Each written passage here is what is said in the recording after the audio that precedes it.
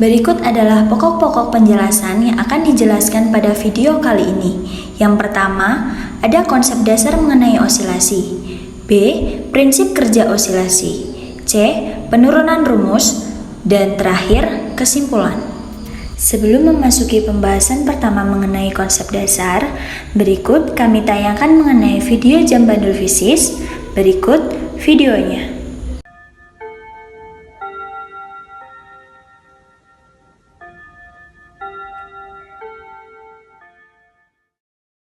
A. Konsep dasar. Osilasi adalah gerakan bolak-balik suatu benda terhadap titik keseimbangannya.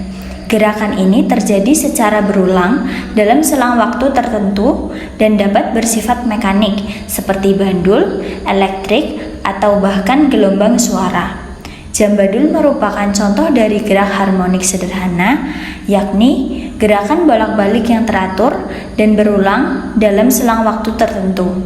Dalam fisika, kita dapat menganalisis gerakan ini menggunakan hukum Newton dan konsep gelombang.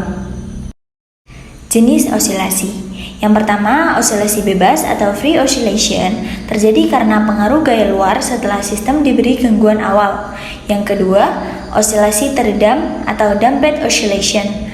Amplitudo osilasi mengecil seiring waktu karena adanya gesekan atau hambatan. Yang ketiga, osilasi paksa atau forced oscillation terjadi karena pengaruh gaya luar yang berosilasi secara periodik. Bandul sederhana merupakan contoh osilasi bebas saat tidak ada gesekan atau hambatan udara. B. Prinsip kerja osilasi pada jam bandul. Jam bandul memanfaatkan gerak harmonik sederhana atau GHS, yaitu gerakan bolak-balik dengan laju teratur. Prosesnya, 1.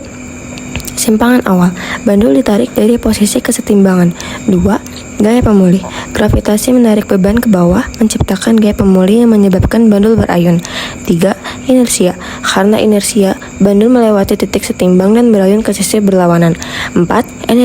Energi mekanik atau potensial plus kinetik terus bergantian selama tidak ada gesekan.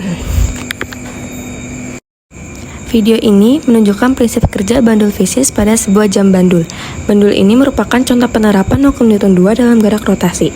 Pada video, bandul bermassa M digambarkan tergantung dari titik pusat rotasi dan berayun membentuk sudut theta terhadap garis vertikal. Panjang tali atau lengan bandul ditandai dengan simbol L.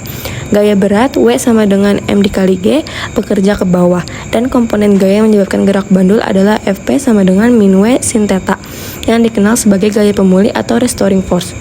Gaya ini menarik bandul kembali ke posisi seimbang setiap kali menyimpang, sehingga menghasilkan gerakan osilasi. Untuk benda bermassa besar, gerak bandul dianalisis menggunakan konsep torsi dalam rotasi. Jika massa bandul ringan, cukup dianalisis menggunakan hukum Newton 2 dalam bentuk linear. C. Penurunan rumus.